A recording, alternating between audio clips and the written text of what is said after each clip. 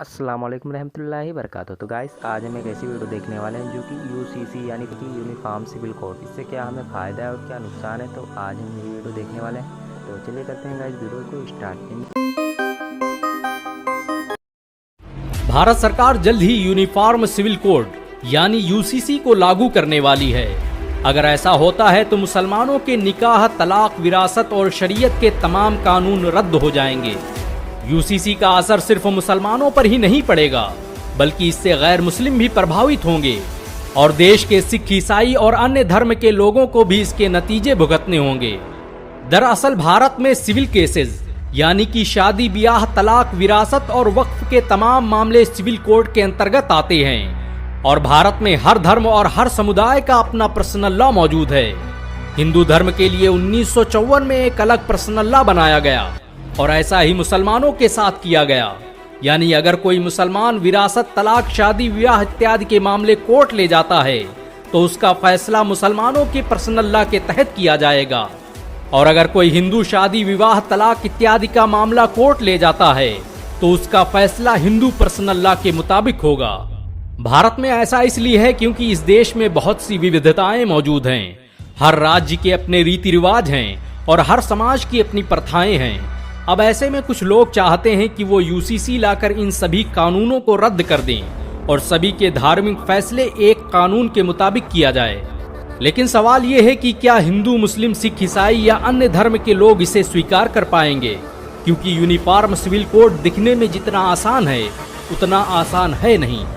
जैसे आज भी हिंदू पर्सनल लॉ के तहत कोई भी हिंदू समान गोत्र या कुल में शादियां नहीं कर सकता है, या फिर दक्षिण भारत में हिंदुओं को ले लें जिनमें अपनी भांजी से शादी करने की परंपरा है।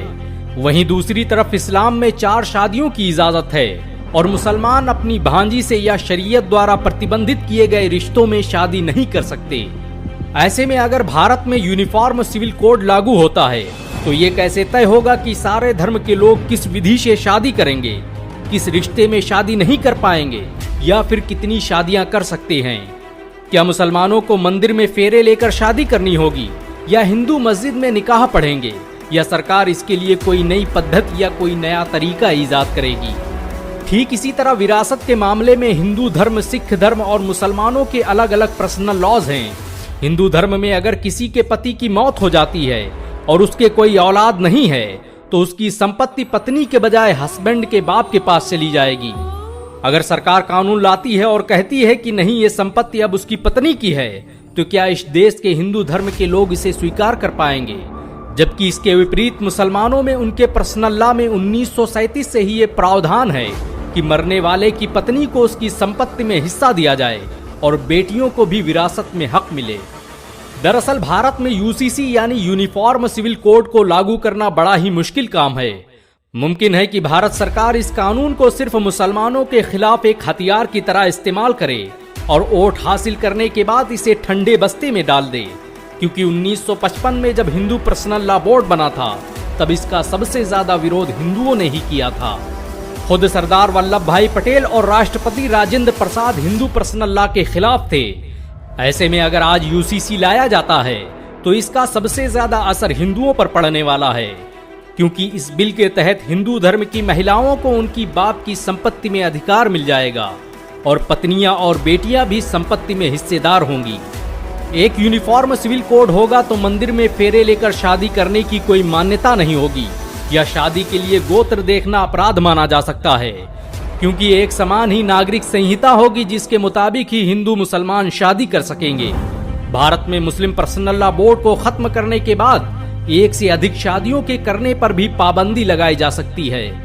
भारत में हिंदुओं के लिए अभी HUF यानी हिंदू अनडिवाइडेड फैमिली एक्ट मौजूद है, जिसके मुताबिक हिंदू या सिख अगर संयुक्त परिवार में रहते हैं तो उन्हें इनकम टैक्स एक्ट 1965 के तहत टैक्स में छूट मिल जाती है। ऐसे में अगर यूसीसी लागू होता है तो ये कानून भी खत्म हो जाएगा, यानी मुसलमानों की आड़ में खुद धर्म विशेष के लोगों पर आर्थिक बोझ बढ़ने वाला है। लोगों को समझना चाहिए कि मुस्लिम पर्सनल लॉ कोई इंसानों का बनाया हुआ कानून नहीं है, बल्कि ये कुरान और हदीस पर आधारित अल्लाह का बनाया हुआ कानून है।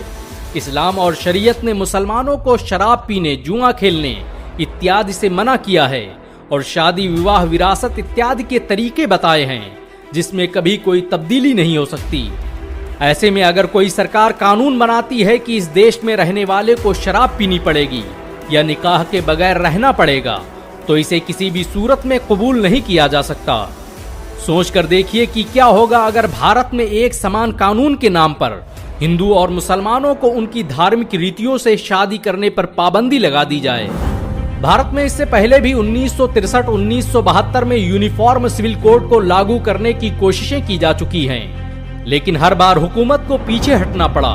इस बार भी बहुत से हिंदू, मुस्लिम, सिख, ईसाई संगठनों के अलावा 30 से अधिक आदिवासी संगठनों ने यूसीसी का विरोध किया है।